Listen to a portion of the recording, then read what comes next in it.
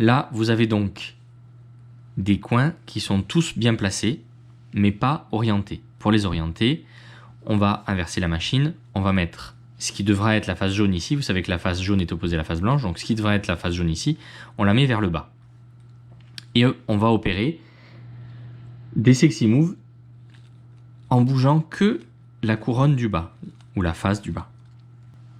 Je vais vous expliquer comment on va procéder avec du sexy move à mettre les faces jaunes en dessous. Quand vous avez une face jaune qui vous regarde, donc tout en ayant mis la face jaune vers le bas, quand vous avez la face jaune qui vous regarde, il faut faire 2 sexy moves inversés. 1, 2 sexy moves inversés. Donc on va bouger la face du bas. Quand elle vous regarde, 2 sexy moves inversés. On refait bouger la face du bas sans bouger la face du haut et des sexy moves inversés. Et là maintenant, votre face du bas est entièrement jaune. Vous n'avez plus qu'à tourner un peu en haut pour retomber où il faut et pour résoudre votre Rubik's Cube. Deuxième cas possible, vous vous trouvez en bas avec des faces jaunes sur le côté droit. Elles ne vous regardent plus, elles sont sur le côté droit. Dans ce cas-là, il faudra faire 2 sexy moves classiques. 2 sexy moves classiques. Bouger la couronne du bas, 2 sexy moves classiques. Bouger la couronne du bas, 2 sexy moves classiques. Et voilà, votre cube est résolu.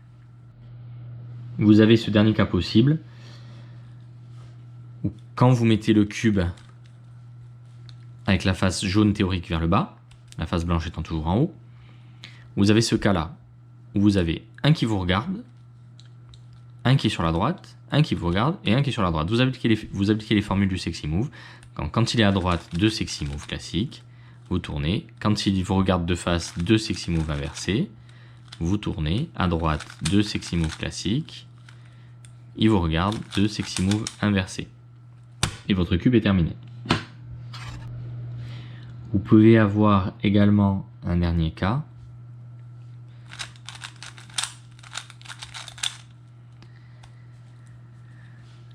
Le cas où vous en avez 2 qui sont bien placés et orientés et 2 qui ne sont pas bien orientés. Vous les avez comme ça. On peut utiliser la formule du sexy move, c'est-à-dire tourner. Là, il nous regarde 2 sexy moves inversés et là, il est sur la droite, 2 sexy moves classiques. Vous voyez, c'est assez simple à réaliser.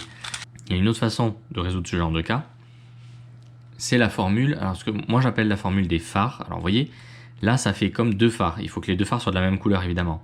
On imagine que ça c'est une petite voiture ou ce que vous voulez, et il y a 2 phares qui sont orientés vers la droite, sur la face droite, sur la face D. Évidemment si je fais comme ça, là les phares ne sont pas de la même couleur, donc la formule ne fonctionnera pas. Ok ? Alors c'est une formule qui fait pivoter les 2 coins, qui fait pivoter ce coin-là dans le sens inverse des aiguilles d'une montre et ce coin-là dans le sens des aiguilles d'une montre, qui fait que ça va rapatrier les 2 faces jaunes sur le dessus pour terminer le cube. Je vous la montre.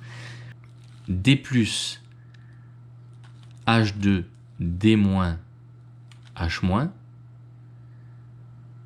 D plus H moins, D moins.